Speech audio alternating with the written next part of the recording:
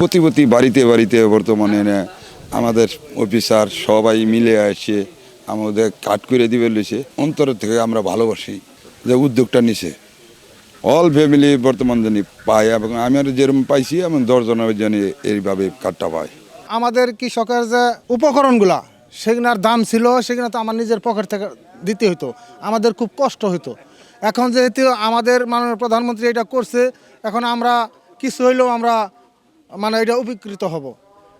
যেমন আমরা কৃষি সরঞ্জাম, সার, বীজ, কীটনাশক এগুলো আমাদের নিজের পকেট থেকে টাকা দিয়ে কিনতে হতো। এখন যদি আমাদের এই কৃষক কার্ড দেয় তাহলে আমাদের কৃষকের জন্য অনেক উপকার হবে। জনাব তারেক রহমান তার ইশতেহারে ঘোষণা করেছিলেন যে আমরা প্রতিটি প্রান্তিক এবং সব ধরনের কৃষকদের আমরা কৃষি কার্ড, স্মার্ট কার্ড যেটা, ওটা আমরা বিতরণ করব।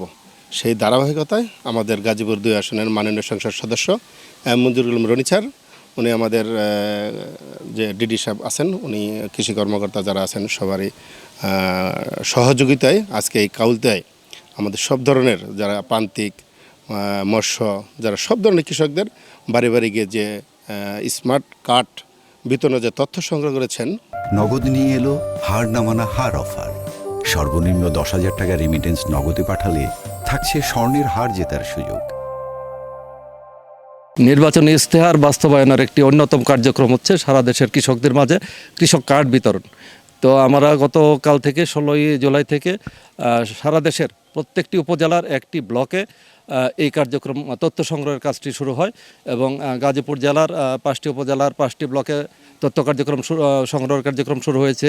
গাজীপুর সদর উপজেলার গাজীপুর 2 আসনের মাননীয় সংসদ সদস্য জনাব মঞ্জুরুল করিম রনি মহোদয়ের একান্ত আগ্রহে এই কাউলতিয়া ব্লকটি নির্বাচিত হয় এবং কাউলতিয়া ব্লকের এই তথ্য সংগ্রহের কাজ গতকাল থেকেই শুরু হয়েছে।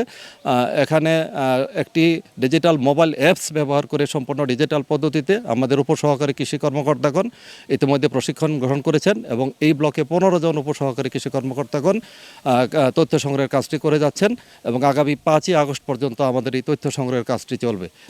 এখানে নির্বাচন করার কিছু নাই, যারাই কৃষির সাথে সংশ্লিষ্ট, যারা কৃষি কাজ করবেন, সে ভূমিহীন, প্রান্তিক, ক্ষুদ্র, মাঝারি, বড় প্রত্যেক ধরনের কৃষক, এমনকি প্রাণী সম্পদ এবং মৎস্য খামার যাদের আছে তারাও এই কৃষির আওতায় এই কৃষক কার্ডটি পেয়ে থাকবেন।